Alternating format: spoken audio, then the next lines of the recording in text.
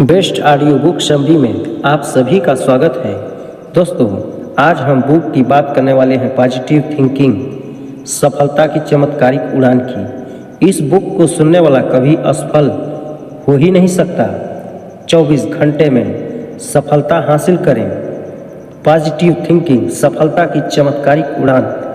दोस्तों, जीवन में सफलता हासिल करने वाले पहलुओं पर बारीकी से नज़र डालती हुई यह एक बहुउपयोग पुस्तक है। दोस्तों, सफलता के लिए हर व्यक्ति नित्य नए सपने देखता है, यह कोई नहीं बता सकता। किंतु केवल सपने देखने से सफलता प्राप्त नहीं होती।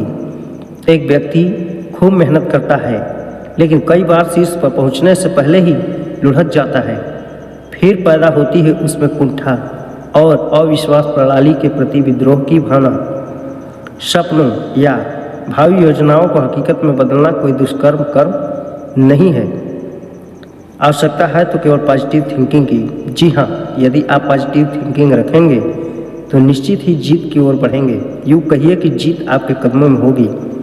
जीवन में सफलता के लिए सकारात्मक सोच को अपनाकर और असफलताओं को स्वीकार करते हुए उनसे सीख लेकर आगे बढ़ना ही मानव जीवन है।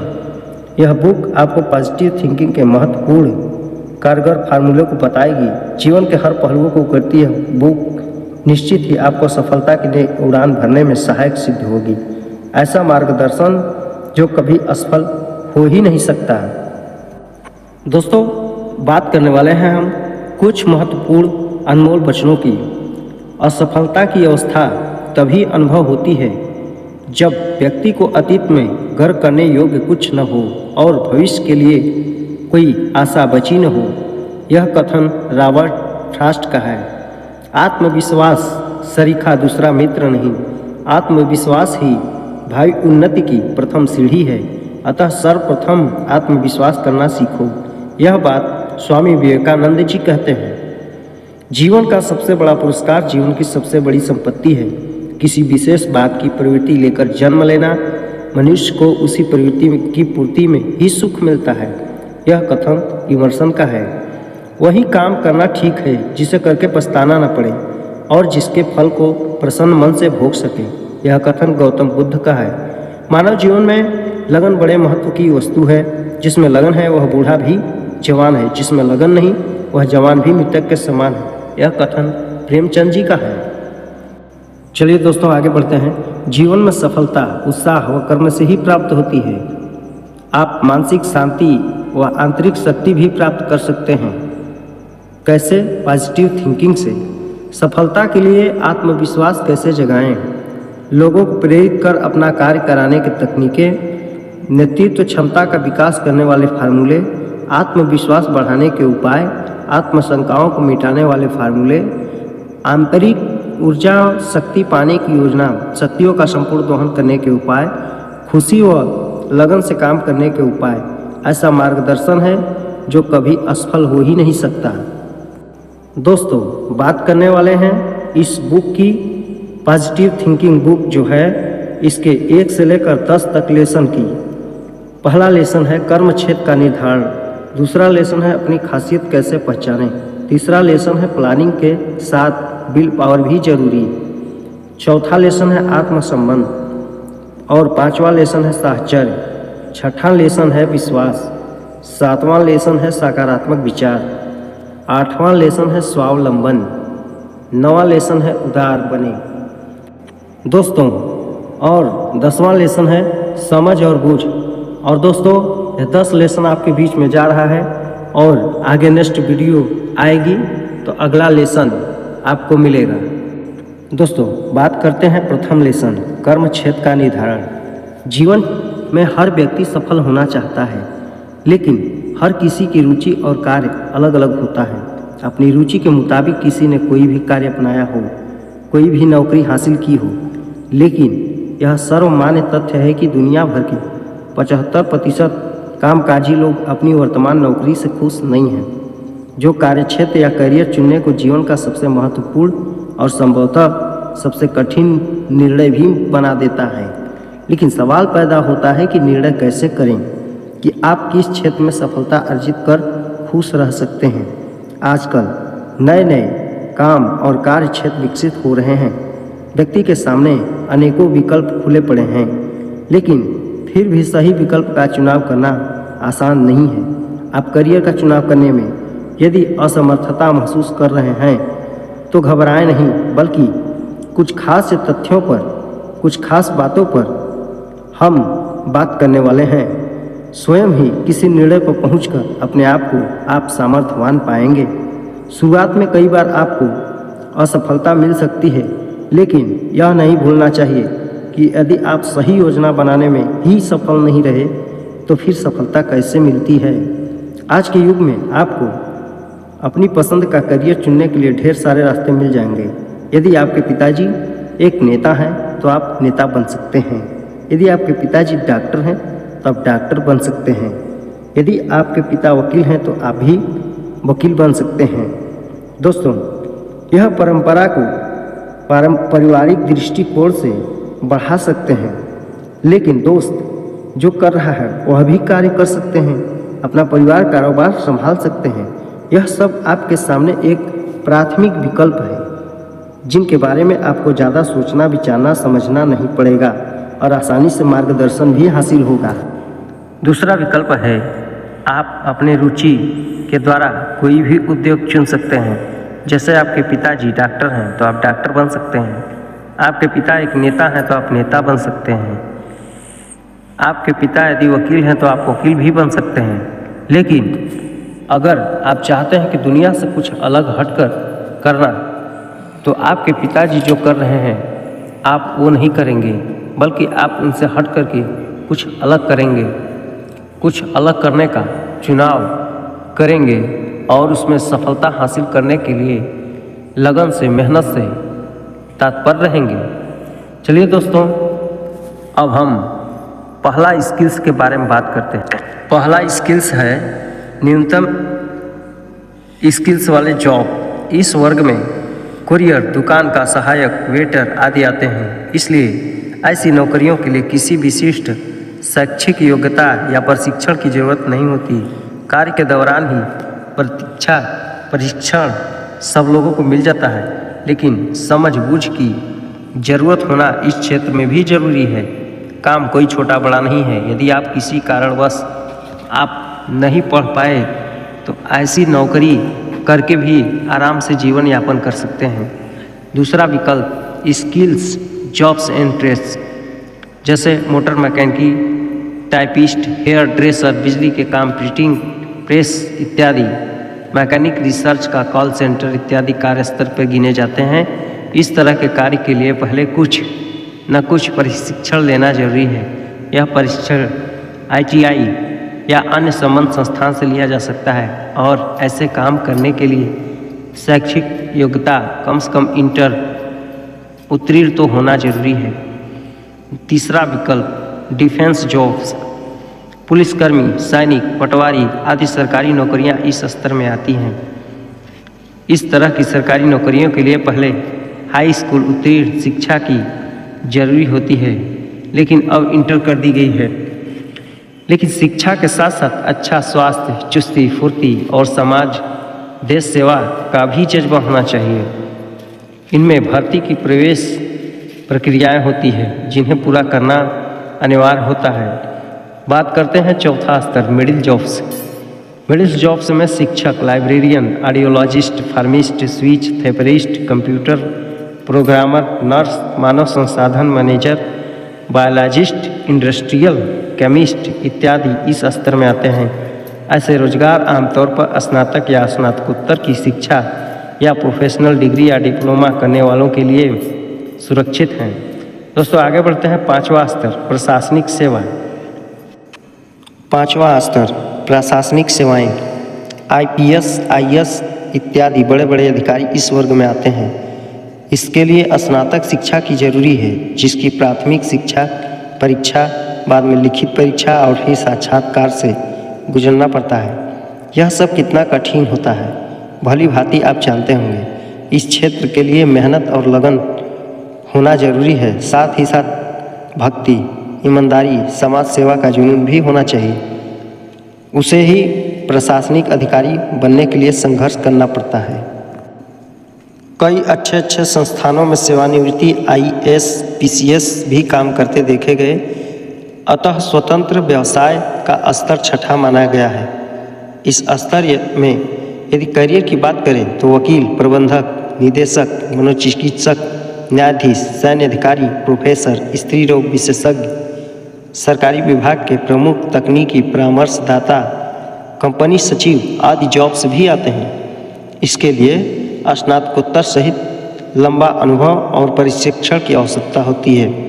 ये सभी स्तर किसी पिरामिड की तरह हैं। जैसे जैसे आप आगे बढ़ते जाएंगे वैसे वैसे संघर्ष और कठिन होता जाएगा।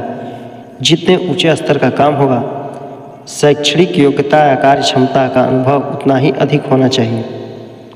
आप किसी भी स्तर में अपने भविष्य को तलाशना चाहते हो, लेकिन हर स्तर में काम करने के लिए आत्मविश्वास बहुत ही जरूरी है। आत्मविश्वास सरीखा दूसरा कोई मित्र नहीं है। आत्मविश्वास ही भावी उन्नति की प्रथम सीढ़ी है। अतः सबसे पहले आत्मविश्वास करना सीखो। आत्मविश्वास सफलता का मूल्य रहस्य है। आप किसी भी स्तर की नौकरी करना चाहते हैं, लेकिन सब में आत्मविश्वास की जरूरी है। रुचि के अनुसार जॉब्स चयन। रुचि के अनुसार जॉब्स या नौकरियों को 9 भागों में बांटा गया है। पहला, प्रेरक कार्य, लोगों को प्रभावित करना। दूसरा, मदद कार्य, लोगों की समस्याओं को सुनना और उनकी सहायता करना। नंबर 3, लिपिकी कार्य, कार्यालयों से संबंध कामकाजी कार्य। नंबर 4, रचनात्मक कार्य, कल्पनाशील वाले कार्य। 5वां, भाषागत कार्य, शब्दों का इस्तेमाल। 6ठा, प्रबंधन कार्य, लोगों का संगठन व नेतृत्व का विकास करना। 7वां, वैज्ञानिक कार्य, समस्याओं पर शोध। नंबर 8, तकनीकी कार्य, तकनीकी उपकरणों का प्रयोग। नंबर 9, प्रौद्योगिकी कार्य, हाथ से किए जाने वाले काम। आप अपने जीवन के विभिन्न क्षेत्रों व गतिविधियों को एक पैनी नज़र डालकर यह तय कर सकते हैं कि आपको जीवन में करना क्या है। किस स्तर का जॉब्स आपके लिए सबसे अच्छा रहेगा, आपको सफलता किस क्षेत्र में मिल सकती है। इसके लिए निम्न प्रश्नों का मंथन करें। पहला, स्कूल में आपका पसंदीदा विषय कौन सा था। दूसरा, आपके अंदर ऐसी कौन सी विशेषताएं हैं जिसे विशेष प्रतिभा या गुण कहा जाता है। नंबर 3, खाली समय में आप क्या करते हैं। नंबर 4, आप किस तरह के संगठनों में रुचि लेते हैं। नंबर 5, आप समाचार पत्रों में किस तरह की खबरें ज़्यादा पढ़ना पसंद करते हैं। नंबर 6, क्या आपको कोई सम्मान या पुरस्कार मिला है, यदि हाँ तो किस क्षेत्र में। नंबर 7, यदि वही क्षेत्र नहीं जिसे आपको विशेष प्रतिभा या गुण कहा जा सकता है। प्लानिंग के 10 टिप्स। करियर या भविष्य प्लानिंग के 10 टिप्स। अब पहला, अपनी रुचियों की एक सूची बनाएं। दूसरा, इसी तरह अपनी मान्यताओं की भी एक सूची बनाओ। तीसरा, अपने स्किल्स या एटीट्यूड जिसमें आप अच्छे हैं उसकी सूची बनाओ। नंबर 4, यदि विचलित हैं तो टेस्ट के जरिए अपनी अभिरुचि की पहचान करें। नंबर 5, अपनी पसंद की नौकरी के लिए रोजगार समाचार, इंटरनेट पर जॉब साइटों आदि का सहारा लें। नंबर 6, रोजगार विज्ञापनों के संबंध में अनुसंधान करें। नंबर 7, उन लोगों के संपर्क में रहें जिनकी रुचियां आप जैसी हैं। नंबर 8, जिस क्षेत्र में आप करियर बनाना चाहते हैं उसके बारे में अधिक से अधिक जानकारी इकट्ठी करें। नंबर 9, संबंधित जॉब्स को हासिल करने की प्रक्रिया है। एग्ज़ाम कब होता है और उसकी तैयारी कैसे करें ताकि सफलता मिले, यह सब योजना बनाएं। नंबर 10, संबंधित जॉब्स हासिल करने के लिए पूरी मेहनत से तैयारी करें। चलिए दोस्तों, आगे बढ़ते हैं और बात करते हैं दूसरे लेसन की, अपनी खासियत पहचानें। मेरा एक जानकार है जिसका नाम चांदवीर है, जो पढ़ाई में थोड़ा कमज़ोर था, इसलिए उसने कक्षा 8 तक पढ़ाई करने के बावजूद स्कूल छोड़ दिया। इसका मतलब यह नहीं कि पढ़ाई छोड़ने के कारण चांदवीर बेकार हो गया और जीवन व्यर्थ है। उसने टेक्सटाइल प्रिंटिंग का प्रशिक्षण लिया और वह खुद पूंजी निवेश करके अपना घर का काम जोड़ लिया। वह अब दिल्ली में एक उद्योगपति बन चुका है। आज सबसे ज़्यादा कई पढ़े लिखे उसके यहाँ नौकरी करते हैं। कहने का मतलब यह है कि हर किसी के अंदर एक खासियत छिपी होती है जो अक्सर पढ़ाई या अंकों से नहीं मापी जा सकती है। हमारा आशय यह भी नहीं है कि यदि आपको बचपन में नाच गाने का शौक़ है तो स्कूल छोड़कर तबला ढोलक हाथ में उठा लो। चित्रकारी का शौक़ है तो पेंटर बन जाओ। पढ़ाई का अपनी जगह अलग ही महत्व होता है, भले ही इसकी रुचि किसी विशेष विषय में हो और आप इस क्षेत्र में निखरना चाहते हो, लेकिन विद्यालय चाहता है कि गणित, भूगोल, भौतिक या अन्य विषयों में परंपरागत हो जाओ। ये विषय भी जीवन में ही हैं, कहीं न कहीं उपयोगी सिद्ध होते हैं। आइंस्टीन कुशाग्र छात्र था और तेज बुद्धि वाले नहीं थे, लेकिन वे एक महान वैज्ञानिक हुए। एक बार आइंस्टीन बर्लिन में ट्राम से यात्रा कर रहे थे। टिकट का पैसा काटकर जो कुछ फुटकर पैसे कंडक्टर ने उन्हें दिए थे तो आइंस्टीन को लगा कि शायद कुछ कम है। उन्होंने कंडक्टर को बुलाकर कम पैसे देने की शिकायत की। कंडक्टर ने उनके सामने पैसे दोबारा गिन दिए जो पूरे निकले। तत्पश्चात कंडक्टर ने उन्हें डांटते हुए कहा, आपको पैसा भी गिनने नहीं आता है। आज के बच्चे आइंस्टीन जैसे बनना चाहते हैं और आप हैं कि आज के युग में भी अनपढ़ हैं। कंडक्टर को क्या पता था कि यह आइंस्टीन है। जोड़ संबंधी ऐसी ही छोटी मोटी भूलों से परेशान होकर बैंक के क्लर्क ने श्रीमती आइंस्टीन से निवेदन किया है था, आपके पति महोदय विज्ञान में महान परंपरागत हैं, इनमें कोई शक नहीं, लेकिन कृपया उनके बैंक संबंधी कागजों का हिसाब किताब आप ही रखें, क्योंकि उनका गणित थोड़ा कमज़ोर है। आइंस्टीन का उदाहरण देने का मतलब यह नहीं कि पढ़ाई लिखाई बेकार है, इसलिए कि स्कूल कॉलेज बंद कर देने चाहिए और हर किसी को अपना अपना शौक़ पूरा करने में लग जाना चाहिए। ऐसी सलाह देना अनुचित होगा। दरअसल सच्चाई यह है कि अलग अलग विषय की शिक्षा छात्र को पूर्ण व्यक्तित्व प्रदान करती है, उसे दुनिया को देखने समझने के लिए अलग अलग दृष्टिकोण प्रदान करती है। अंततः ये सब औजार है, असल चीज़ है आपका रुझान, उसे मरने नहीं देना चाहिए। कई लोगों का यह मतलब नहीं था कि उन्हें तो पता ही नहीं है कि उनका विशेष रुझान किस क्षेत्र में है, उनके मन मस्तिष्क की क्या खासियत है, उन्हें किस क्षेत्र में जाना है यह भी पता नहीं। यदि आप भी ऐसा ही महसूस कर रहे हैं तो चिंता मत करें। रोज़ अखबार तो आप पढ़ते ही होंगे। अखबार में 7 खबरें जो आपको स्वरोजगार, करियर, निर्माण से संबंध सबसे अच्छा लगे उन्हें काट लीजिए और एक नोटबुक में चिपका दें। ऐसा ही प्रतिदिन 7 खबरें चिपका दें और फिर 7 दिन बाद 7वें दिन की खबर पढ़ें। उस दिन सब खबरों में सबसे अच्छा खबर जो लगे उस पर निशान लगा दें। आप ऐसा 1 साल तक करें। साल भर में आपने जिस विषय या क्षेत्र से संबंधित खबरों का अधिक निशान लगाया था तो समझ लीजिए आपका रुझान उसी क्षेत्र में है। आप तन्मयता से उस क्षेत्र के पीछे हाथ धोकर पड़ जाइए और देखिए फिर थोड़े ही दिनों में किस प्रकार से सफलता आपके नए आयाम को स्थापित कर सकती है। चलिए दोस्तों आगे बढ़ते हैं लेसन नंबर 3 के बारे में। प्लानिंग के साथ विल पावर भी जरूरी है।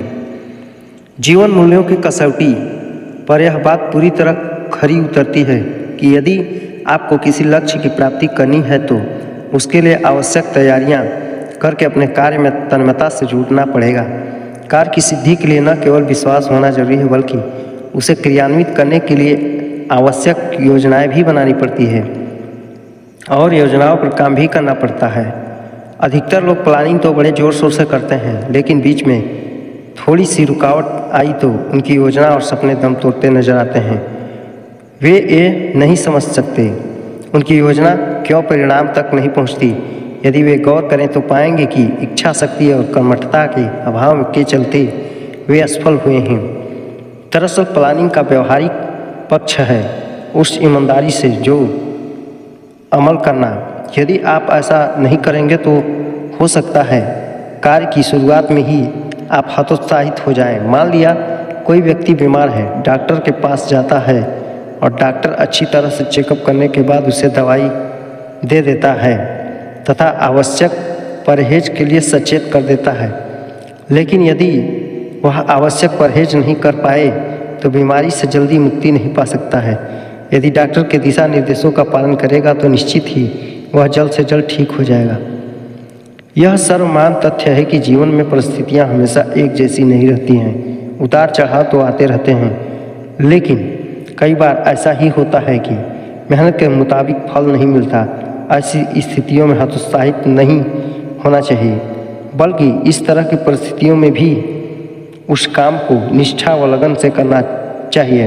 ऐसा हालात में विल पावर का होना बहुत ही अचूक अस्त्र के रूप में परछाई की तरह आपका साथ निभाता है। पवित्र और दृढ़ इच्छा शक्ति सर्वशक्तिमान होती है। हमें यह न भूलना चाहिए कि जैसे हमारी इच्छाएं होती हैं, जैसे हमारे भाव होते हैं, ठीक उन्हीं के अनुरूप हमारी भाव भगनी हमारे मुखमंडल पर दिखाई देने लगता है। यदि योजना कुछ कमज़ोर भी हो लेकिन इच्छा शक्ति मजबूत हो तो सफलता मिलने से कोई कसर नहीं रहती। मान लीजिए कि आप पढ़ाई कर रहे हैं, लेकिन इसी दौरान आपका कोई घनिष्ठ मित्र आ जाए और आपसे उसी वक्त कहीं घूमने के लिए कहे, तो उस स्थिति में आप उसके यहाँ घूमने जाते हैं या फिर नहीं। जो निर्णय लेते हैं वह आपको विल पावर को दर्शाएगा। किसी भी व्यक्ति में परिस्थितियों को भांपते हुए तुरंत निर्णय लेने का गुण केवल विल पावर से ही विकसित होता है। इस दुनिया में ऐसे अनेक लोग हैं जो कहेंगे कि हमें तो कोई योजना बनती ही नहीं, और बहुत से ऐसे लोग हैं जो कहेंगे कि हमारी सारी योजनाएं अधर में लटके रह गई। दरअसल ऐसे लोगों की IQ और EQ दोनों ही मजबूत नहीं होता। सच में यह तो प्रेरणा और उमंग प्रदान करने वाले वातावरण से ही आप में सकारात्मक ऊर्जा का संचार होता है, और इसमें खुद को, समाज और देश को जानने समझने की जागरूकता पैदा होती है। सामाजिक परिवेश को समझना और तार्किक ढंग से उस पर सोचने से आगे बढ़ने का हौसला मिलता है। ऐसा लगने लगता है कि जब वे सफल हो सकते हैं तो मैं क्यों नहीं सफल हो सकता। दरअसल यह हौसला ही विल पावर है। राजा राम मोहन राय सती प्रथा को रोकना चाहते थे। उन्होंने कई बार मृत पति के साथ जीवित जलाई जा रही अबलाओं को बचाने की कोशिश की, लेकिन हर बार पंडित पुजारियों के भारी विरोध के कारण वे चाहकर भी कुछ नहीं कर पाते थे। फिर भी उन्हें विश्वास था कि वे इस सामाजिक बुराई को अवश्य खत्म कर देंगे। यह विश्वास ही उनकी विल पावर थी, और इस शक्ति ने उन्हें एक दिन अपने उद्देश्य में कामयाबी दिलाई। देश भर में भारी विरोध के बावजूद कानूनन सती प्रथा बंद हो गई। राजा राम मोहन राय, स्वामी दयानंद सरस्वती जैसे अनेक महापुरुष इस धरती पर पैदा हुए। उन्होंने बड़ी कड़ी मेहनत और लगन से न केवल अपना जीवन धन्य धान बनाया, बल्कि सारे देश का मार्गदर्शन किया। यदि ऐसे लोगों को जीवनियाँ पढ़ी जाए तो निश्चित ही कुछ न कुछ उन जैसे कुछ कर गुजरने की इच्छा शक्ति प्रदान होगी। जीवन में सफलता के लिए अपने उन वरिष्ठ साथियों को संगत करें जिनके बारे में आपको लगता है कि वे आपसे अलग हैं। दरअसल वे आपके प्रेरणा स्रोत भी बन सकते हैं। सम्मेलन, सामाजिक कार्यों, बातचीत, सहभोज आदि में जरूर शिरकत करें। इससे आपको न सिर्फ दूसरों के विचारों से बहुत कुछ सीखने को मिलता है, बल्कि खुद में भी आत्मविश्वास महत्वपूर्ण करेंगे, जो आप में विल पावर पैदा करेगा। साहसिक कारनामों वाली फिल्में देखें, योग करें, ध्यान करें, निरंतर अभ्यास करते रहें। जीत की ओर ले जाएगा, इसमें कोई शक नहीं है। चलिए दोस्तों, बात करते हैं लेसन नंबर 4, आत्मिक संबंध। पुत्र अपने पिता को बार बार पिताश्री क्यों पुकारता है? कभी आपने सोचा है?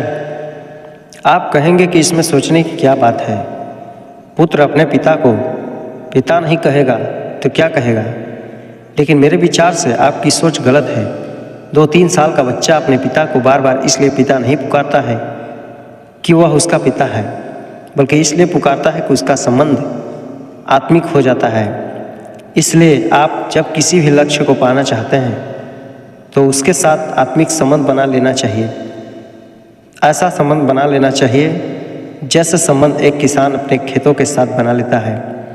अब यदि कोई यह कहे हम तो किसान नहीं हैं, हमें क्या पता कि वह खेतों के साथ कैसा संबंध बनाता है, तो उसके लिए महाराजा वायुसेना के राज्यकाल की एक घटना का वर्णन करना उचित होगा। राज ज्योतिषी ने राजा वायुसेना की श्रद्धा ज्योतिष पर बहुत चमक दी थी। वे बिना मुहूर्त जाने कोई काम नहीं करते थे। शत्रुओं को पता चला तो वे ऐसा घात लगाने के लिए किसी एक मुहूर्त में हमला करें जिसमें प्रतिकार का मुहूर्त न बने और वायुसेना को सहज ही परास्त किया जा सकता है। प्रजाजन और सभासद सभी राजा के इस कुचक्र में फंस जाने की बड़ी चिंता होने लगी।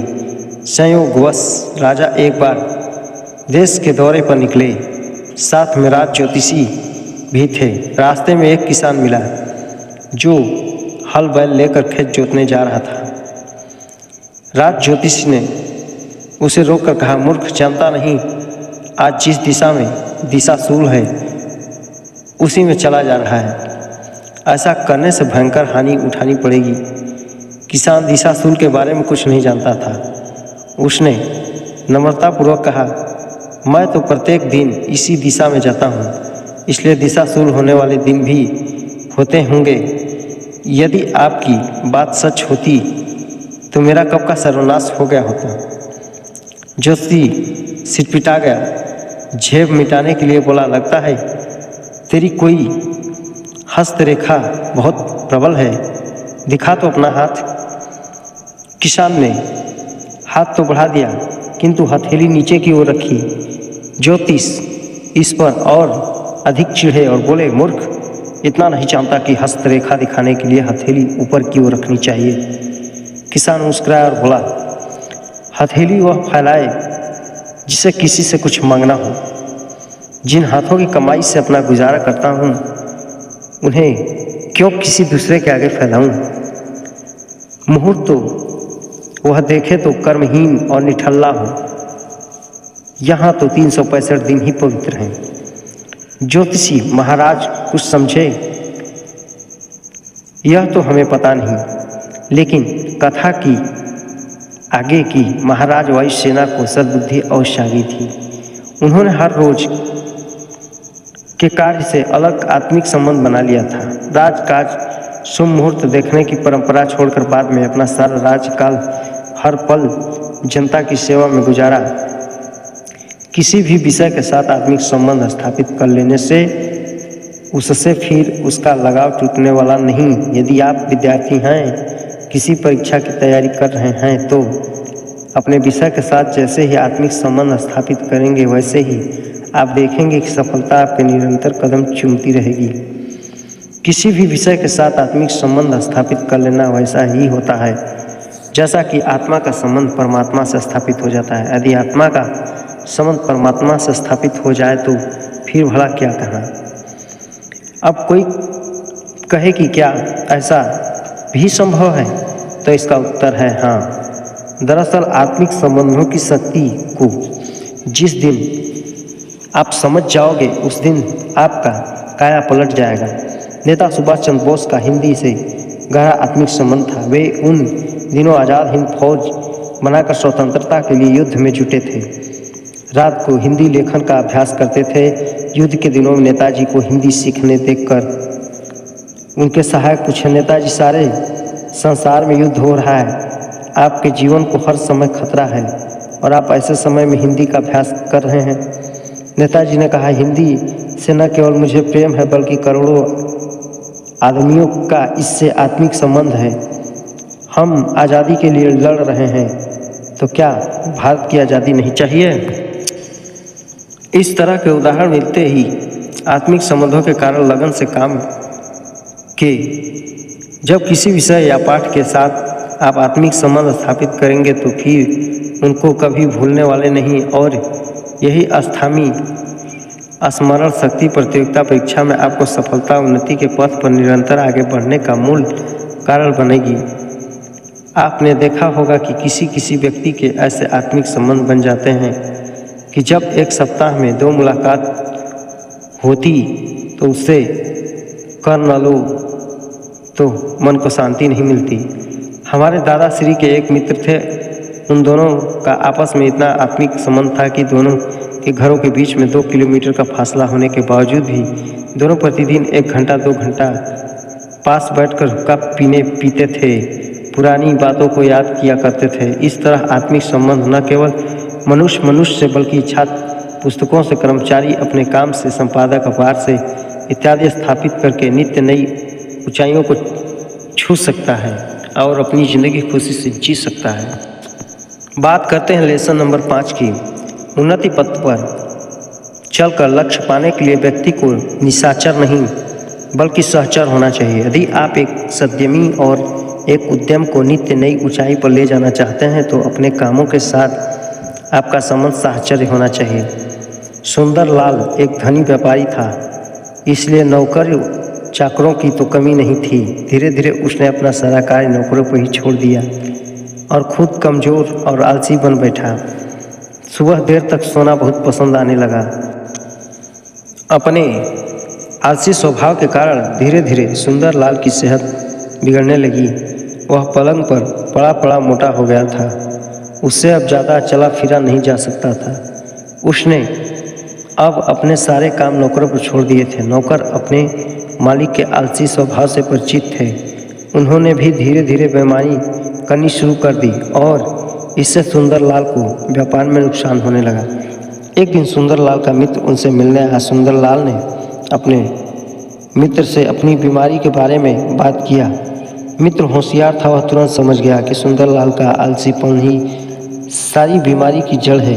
जिससे सुंदरलाल से कहा, तुम्हारी बीमारी को दूर करने का उपाय मैं जानता हूँ, पर तुम वह कर नहीं सकते क्योंकि उसके लिए तुम्हें जल्दी उठना पड़ेगा। सुंदरलाल ने कहा कि वह बीमारी से ठीक होने के लिए सब कुछ करने के तैयार है। मित्र ने कहा, सुबह सुबह अक्सर एक सुनहरा पक्षी आता है। यदि आप अगर उसे देख लो तो आपके सारे कष्ट दूर हो जाएंगे। सुंदरलाल अगले दिन सुबह सुबह उठकर सुनहरे पक्षी की खोज में चल पड़ा। रास्ते में उसने देखा कि नौकर उसी के भंडार से अनाज चोरी कर रहे हैं। ग्वाल दूध को पानी मिला रहा है। सुंदरलाल ने अपने सभी नौकरों को डांटा। अगले दिन सुंदरलाल अपने सुनहरे पक्षी की खोज में निकला। सुनहरे पक्षी को मिलना नहीं था, पर अपने मालिक को रोज आते देख भंडार से चोरी होना बंद हो गया। सभी नौकर अपना काम ठीक से करने लगे। चलने फिरने से सुंदरलाल का स्वास्थ्य भी ठीक होने लगा। कुछ समय बाद सुंदरलाल का मित्र वापस उसके पास आया। सुंदरलाल से मित्र से कहा, मैं इतने दिनों से तुम्हें सुनहरे पक्षी को खोज रहा हूँ, वह मुझे दिखाई क्यों नहीं देता? मित्र ने कहा, तुमने जब से खेतों में जाना शुरू किया है तुम्हारे यहाँ चोरी होनी बंद हो गई है, तुम्हारा स्वास्थ्य भी ठीक हो गया है। सुनहरे पक्षी को देखने के लालच में तुम्हारे अंदर अपने कार्य साहचर्य संबंध स्थापित हो गया था। यह साहचर्य संबंध ही तो तुम्हारा सुनहरा पक्षी है। मित्र की बातों को सुनकर सुंदरलाल की बात समझ में आ गई, लेकिन उसने आपकी यह तो बात जाने पर हम इतना अवश्य जानते हैं कि जब आप सुंदरलाल की तरह प्रतिदिन अपने कार्यों को स्वयं करने लगेंगे तो निरंतरता लाभांश की कामना करना बेईमानी होगी। इसमें कोई शक नहीं कि आलसी नहीं है, लेकिन थोड़ी और मेहनत और बस थोड़ी और इस प्रकार साहचर्य जीवन संबंध बनाकर अपने उद्योग को आगे बढ़कर न केवल स्वयं आगे बढ़कर बल्कि अपने ही कर्मचारियों को भी आगे बढ़कर हिस्सा लेना चाहिए। इसके लिए प्रेरणा स्रोत बनेंगे। और किसी ने कहा है कि कर भला तो हो भला। यदि आप एक छात्र हैं तो आपका साहचर्य संबंध अपनी शिक्षा सामग्री के साथ होना चाहिए। यह बुक व्यक्ति की सबसे अच्छी मित्र होती है और नया ज्ञान का सबसे अच्छा प्रदर्शन है। इसलिए नए ज्ञान और पाठ्य सामग्री का संबंध अपने स्वास्थ्य साहचर्य से करना, इसको हम एक उदाहरण के जरिए इस प्रकार समझ सकते हैं। हमने किसी धर्म साल में एक ही विचारधारा के लोगों को इकट्ठा होते देखा होगा। दरअसल माना जाता है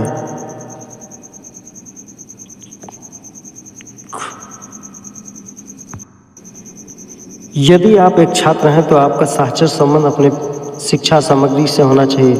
पुस्तक व्यक्ति की सबसे अच्छी मित्र होती है और नया ज्ञान सबसे अधिक पथ प्रदर्शन। इसलिए नए ज्ञान का पाठ्य सामग्री से संबंध साहचर्य होना जरूरी है। इसको हम एक उदाहरण के जरिए इस प्रकार समझ सकते हैं। आपने किसी धर्म स्थल में एक ही विचारधारा के लोगों को इकट्ठा होते हुए देखा होगा। माना कि वहाँ क ख रोज पूजा पाठ करने जाते हैं, लेकिन उन दोनों ने कभी भी एक दूसरे का परिचय नहीं पूछा। और फिर यदि एक दिन कहीं बाहर उनमें से क का किसी परिचित ग के साथ झगड़ा हो जाता है जो कभी उस धर्म स्थल में आया ही न हो, ऐसी स्थिति में वहाँ पर आ जाता है जिसने क को अपने साथ धर्म स्थल में पूजा पाठ करने देखा हो, तो जाहिर है कि ख वहाँ पर क का अवश्य पक्ष लेगा। सांप्रदायिक दंगों की चिंगारियाँ भी इस सिद्धांत के आधार को भटका सकती हैं, लेकिन यह बात केवल आपको इसलिए समझा रही है कि आप जिस पाठ या बात सामग्री को याद रखना चाहते हैं तो उसके साथ साहचर्य संबंध प्रदान करें। जिस प्रकार किसी भी धर्म स्तर पर एकत्रित हुए लोगों के साथ साहचर्य संबंध करते हैं, तो ठीक उसी प्रकार पाठ सामग्री नए ज्ञान और जानकारी को भी साहचर्य बना लेना चाहिए। यही साहचर्य संबंध आपको निश्चित तौर पर आगे बढ़ने के लिए न केवल प्रेरित करेगा बल्कि मार्गदर्शन भी करेगा, इसमें कोई शक